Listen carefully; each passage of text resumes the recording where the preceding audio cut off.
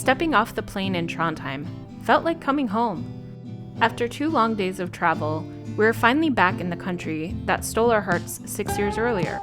We were only in Trondheim for a couple of days, but they were packed with unforgettable moments. One of the main reasons we chose Trondheim was because my ancestor Jørgen departed for America from there.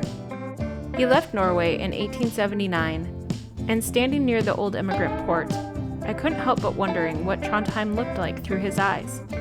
Had he ever been to a city before? Did he suspect he'd never see Norway again? As a genealogist, it's one thing to read an emigration record. It's another to stand where that journey actually began and imagine what your ancestor might have been feeling as they left their home and family behind. That evening, my husband and I stopped for an utepils, which literally translates to outside beer. What we expected to be a quiet drink turned into one of the highlights of our stay.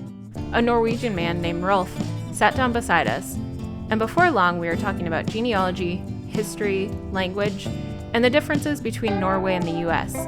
He was especially surprised to learn that Americans aren't guaranteed paid time off, something that was unfathomable as he was near the end of his 6-week vacation. It was one of those moments you could never plan, and it's one of the reasons I love to travel.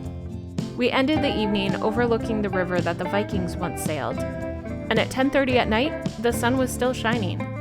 It was the perfect ending to our first day in Norway. The next morning, we visited Nidaros Cathedral.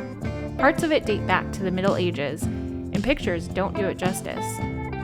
We arrived early enough to explore before the crowds, and I'm so glad we did. The architecture was stunning, and exploring the centuries-old crypt below was both haunting and fascinating. Next, we explored Sverresborg, an open-air museum filled with historic homes and buildings from across Norway. Walking through the old village felt like stepping back in time.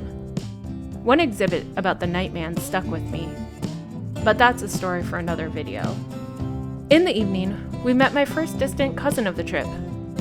Marta and I connected through genealogy, but meeting in person made me feel like we were truly related. We met at the Trondheim Beer Festival, where we also had a surprise reunion with Randy, the brewmaster we'd met in Ålesund 6 years prior. Out of all the places in Norway, we just happened to be at the same place at the same time. Those couple days affirmed to me that genealogy isn't just about discovering where your ancestors lived.